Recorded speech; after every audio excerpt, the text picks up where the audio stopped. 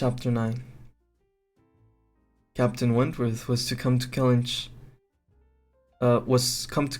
as to a home, to stay as long as he liked, being as thoroughly the object of the Admiral's fraternal kindness as of his wife's. He had intended, on arriving first, to proceed very soon into Shropshire, and visit the brothers settled in that country, but the attractions of Uppercross induced him to put this off. There was so much of friendliness and of flattery, and of everything most bewitching in his reception there.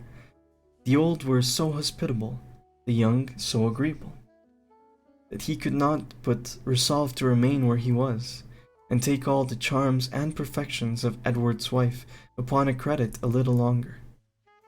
It was soon Uppercross with him almost every day. The Musgroves could hardly be more ready to invite him than he to come, particularly in the morning, when he had no companion at home, for the Admiral and Mrs. Croft were generally out of doors together, interesting themselves in their new possessions, their grass and their sheep, and dawdling about in a way not endurable to a third person, or driving out in a gig lately to their establishment. Hitherto there had been but one opinion of Captain Wentworth among the Musgroves and their dependencies. It was unvarying, warm admiration everywhere. When a certain Charles Hayter returned among them, to be a good deal disturbed by it, and to think Captain Wentworth very much in the way. Charles Hayter was the eldest of all the cousins, and very amiable, pleasing young man, between whom and Henrietta there had been a considerable appearance of attachment previous to Captain Wentworth's introduction. He was in orders, and having a curacy in the neighbourhood, where residence was not required, lived at his father's house only 2 miles from Uppercross. Short absence from home had left his fair one unguarded by his attentions at this critical period, when he came back at the pain of finding very altered manners and of seeing Captain Wentworth. Mrs. Musgrove and Mrs. Hayters were sisters. They had each money, but their marriages had made a material difference in their degree of consequence. Mr. Hayter had some property of his own, but it was insignificant compared with Mr. Musgrove's. And while the Musgroves were in the first class of society in the country, the young Hayters would, from their parents' inferior, retired and unpolished way of living, and their own defective education, have been hardly in any class at all, but for their connections with Uppercross. This eldest son, of course, expected, who had chosen to be a scholar and a gentleman, and who was very superior in cultivation and manners to all the rest. The two families had always been on excellent terms. There being no pride on one side, no envy on the other, and only such a consciousness of superiority in the Miss Musgroves as made them pleased to improve their cousins. Charles' attention to her Henrietta had been observed by her father and mother without any disapprobation. It would not be a great match for her, but if Henrietta liked him, and Henrietta did seem to like him. Henrietta fully thought so herself before Captain Wentworth came. But from that time Cousin Charles had been very much forgotten. Which of the two sisters was preferred by Captain Wentworth was as yet quite doubtful, and as far as Anne's observation reached. Henrietta was perhaps the prettiest, Louisa had the higher spirits, and she knew not whether the more gentle or the more lively character were the most likely to attract him.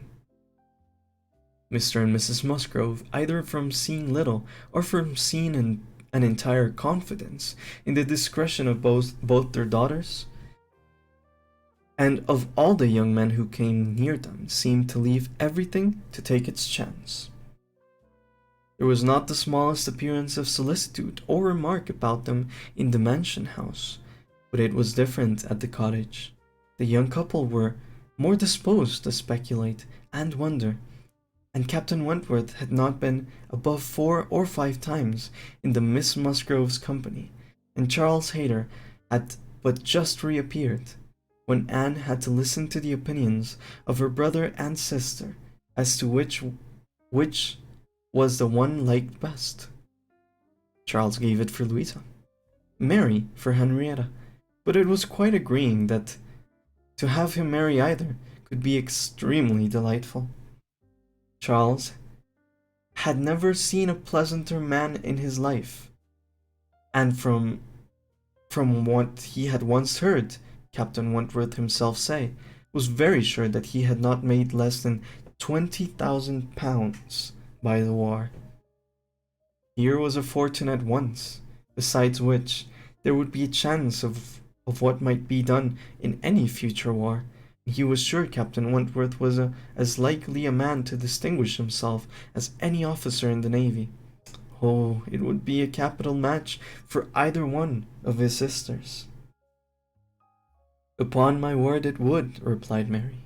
Dear me, if he should rise to any very great honours, if he should ever be made a baronet. Lady Wentworth sounds very well. That would be such a noble thing, if indeed, for Henrietta. She would take the place of me then, and Henrietta would not dislike that. Sir Frederick and Lady Wentworth. It would be but a new creation, however, and I never think much of your new creations. It suited Mary best to think Henrietta was the one preferred on the very account of Charles Hayter, whose pretensions she wished to see put an end to. She looked down very decidedly upon the Hayters, and she thought it would be quite a misfortune to have the existing connection between the families renewed. Very sad for herself and the children. You know, said she, I cannot think him at all a fit match for Henrietta, and considering the alliances which the Musgroves have made, she has no right to throw herself away. I do not think any young woman has a right to make a choice that may be disagreeable and inconvenient to the principal part of her family, and giving them bad connections to those who have not been used to them. And pray, who is Charles Hayter? Nothing but a country curate. A most improper match for Miss Musgrove of Uppercross. Her husband, however, would not agree with her here, for besides having a regard for his cousin, Charles Hayter was an eldest son, and he saw things as an eldest son himself. Now you're talking nonsense, Mary, was therefore his answer. It would not be a great match for Henrietta, but Charles has a very fair chance, through the Spicers, of getting something from the bishop in the course of a year or two, and you will please to remember that he is the eldest son. Whenever my uncle dies, he steps into very pretty property. The estate at Winthorpe is not less than 250 acres, besides the farm near Taunton, which is some of the best land in the country. I grant you that any of them but Charles would be a very shocking match for Henrietta, and indeed it could not be. But he is the only one that could be possible. But he is a very good-natured, good sort of fellow, and whenever Winthorpe comes into his hands, he will make a different sort of place of it, and live in a very different sort of way, and with all that property, he will never be a contemptible man. Good freeholder property. No, Henrietta might do worse than marry Charles Hayter, and if she has him, and Louisa can get Captain Wentworth, I shall be very well satisfied. Charles may say what he pleases, cried Mary to Anne, as soon as he was out of the room, but it would be shocking to have Henrietta marry Charles Hayter, a very bad thing for her, and is still worse for me, and therefore it is very much to be wished that Captain Wentworth may soon put him quite out of her head, and I have very little doubt that he has. She took hardly any notice of Charles Hayter yesterday. I wish you had been there to see her behavior. And as to Captain Wentworth's liking Louisa as well as Henrietta, it is nonsense to say so, for he certainly does like Henrietta a great deal the best. But Charles is so positive. I wish you had been with us yesterday, for then you might have decided between us, and I am sure you would have thought as I did, unless you had been determined to give it against me. A dinner at Mr. Musgrove's had been the occasion when all these things should have been seen by Anne, and she had stayed at home under the mixed plea of a headache on her own, and some return of indisposition in little Charles. She had only thought of avoiding Captain Wentworth, but an escape from being appalled to as umpire was now added to the advantages of a quiet evening. As to Captain Wentworth's views, she deemed it of more consequence that she should know his own mind early enough to not be endangering the happiness of either sister, or impeaching his own honor, that he should prefer Henrietta to Louisa, or Louisa to Henrietta. Either of them would, in all probability, make him an affectionate, good-humored wife. With regards to Charles Hayter, she had a delicacy which must be pained by any lightness of conduct in a well-meaning young woman, and a heart to sympathize in any of the sufferings it occasioned. But if Henrietta found herself mistaken in the nature of her feelings, the alternation could not be understood too soon. Charles Hayter had met with much to disquiet and mortify him in his cousin's behavior. She had too old a regard for him to be wholly estranged, as might into meetings extinguish every past hope, and leave him nothing to do but to keep away from Uppercross.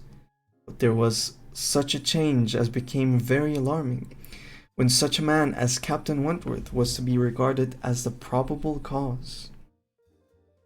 He had been absent only 2 Sundays, and when they parted, he had left her interested,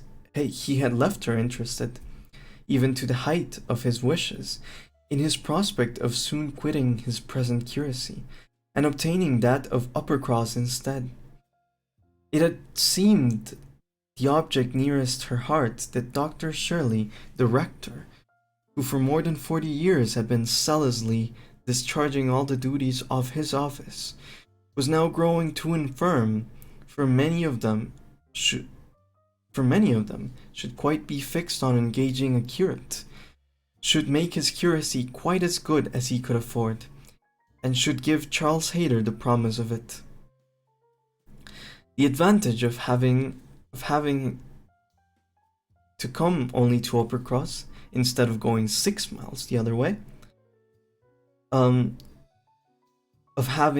his having in every respect a better curacy, of his belonging to dear Dr. Shirley, and of dear, good Dr. Shirley's being relieved from the duty which he could no longer get through without most fatiguous.